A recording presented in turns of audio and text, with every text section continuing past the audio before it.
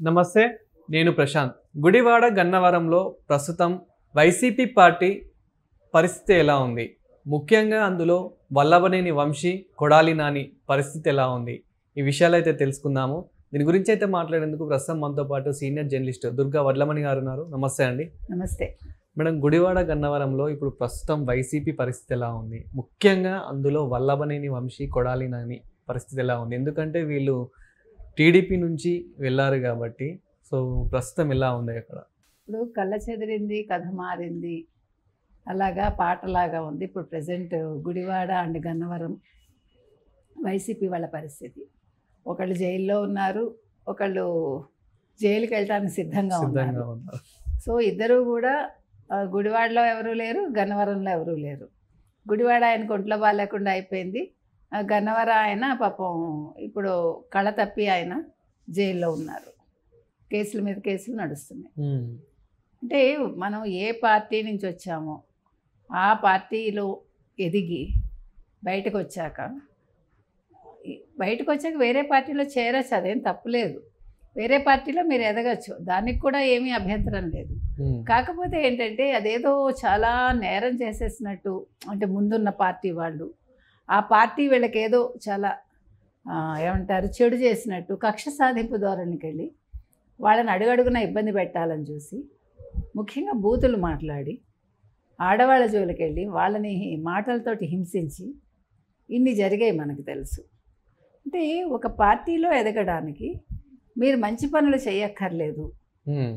మీరు అపోజిషన్లో ఉండేవాళ్ళని బూతులు తిడితే, ముఖ్యంగా ఆడవాళ్ళ జోలికి వెళ్ళి ముఖ్యంగా పిల్లల జోలికి వెళ్ళి వాళ్ళందరి క్యారెక్టర్ అసాసినేషన్ చేస్తే మీకు వెంటనే పెద్ద పదవి రెడీగా ఉంటుంది. ఏంటండి ఇదేం రాజకీయం? అసలు ఇది ఎంత అన్యాయమైన రాజకీయాలు ఇవన్నీ.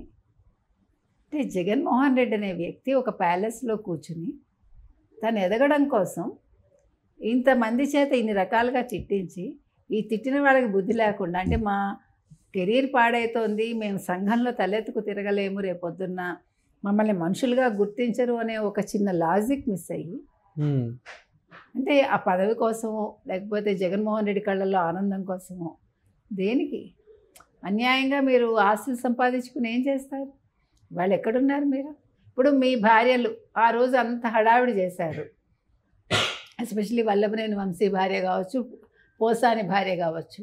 మళ్ళీ ఎవరైనా కనిపించారా? లేదు. ఏమైనా సింపతి దొరికిందా? పోసాని ఎక్కడున్నాడు ఈరోజు బయటకు వచ్చాక? ఒక మాట మాట్లాడగలిగాడా? ఇప్పుడు మీరు ఒక మంచి ఉన్నత స్థానంలో ఉన్నారండి, మీకు డబ్బు మరీ ఎక్కువ లేకపోవచ్చు, మీ కష్టార్జితం మీకు ఉంది, మీకు ఒక రెస్పెక్ట్ దొరికింది కదా.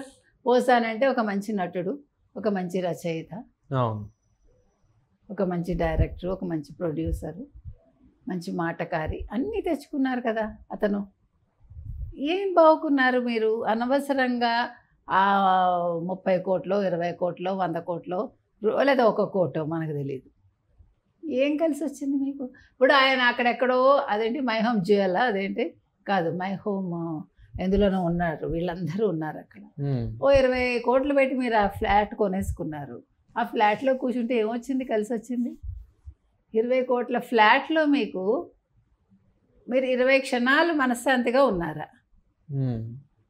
ఇప్పుడు కూడా మనకి డబ్బు వచ్చే కొద్దీ అహంకారం పెరుగుతుంది, మనకి ఆందోళన ఎక్కువవుతుంది. అంటే సక్రమంగా సంపాదించకపోతే, అక్రమంగా సంపాదిస్తే అది మనకి ఎప్పుడూ కూడా మనకి అనర్థదాయకం అంటారు. అట్లనే అయింది. ఇప్పుడు మీరు అన్నట్లు ఇంకా అతను నటుడు కాబట్టి ఎందులో ఒక దాంట్లో కనిపించాలి.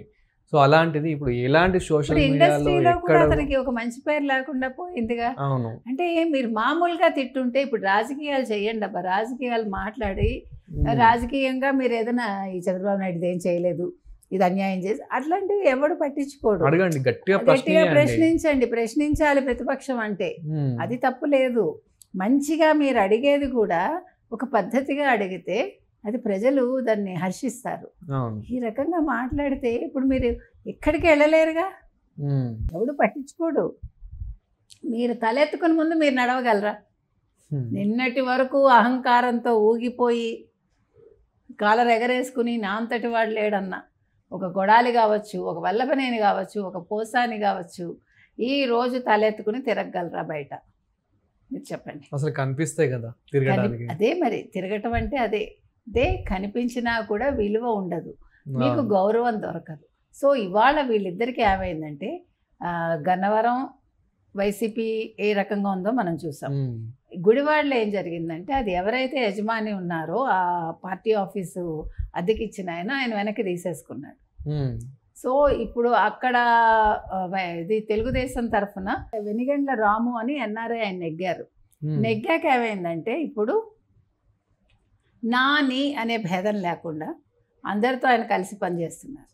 ముఖ్యంగా గొడవలు లేవు, కొట్లాటలు లేవు, బెదిరింపులు లేవు, ప్రజలు ప్రశాంతంగా ఉన్నారు.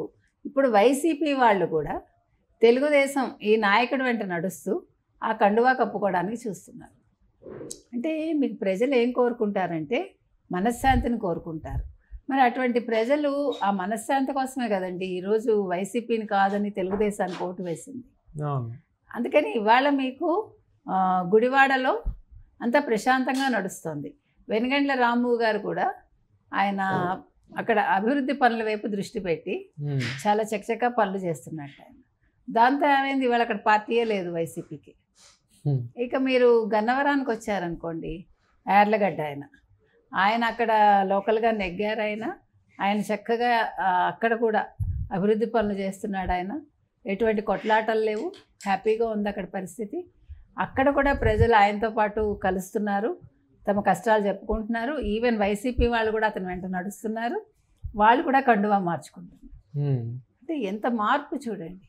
అంటే పరిపాలన అనేది బెదిరింపులతోటో హత్య రాజకీయాలతోటో, లేదు నిన్ను చంపుతాను నరుకుతాను, లేదు ఆడవాళ్ళని వేధించటము, లేదు దళితుల్ని నిర్బంధించి వాళ్ళని వేధించటము.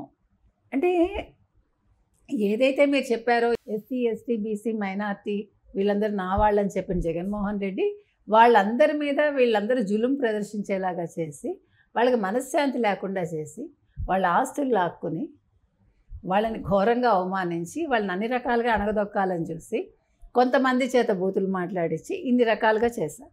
కానీ ఇవాళ అది ఏది లేదు, సజావుగా ఎవరి పని వాళ్ళు చేసుకుంటున్నారు.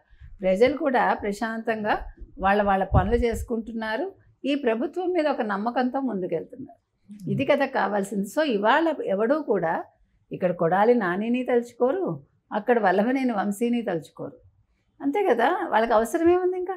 ఇప్పుడు మీరు ఒక మంచి పని చేస్తుంటే అయ్యో కొడాలి నాని జైలుకి వెళ్ళారండి, పాప ఎందుకు వెళ్ళారో అనే మాట వస్తుంది. ఇక్కడ పాపం అనే పదమే లేదు ఇవాళ.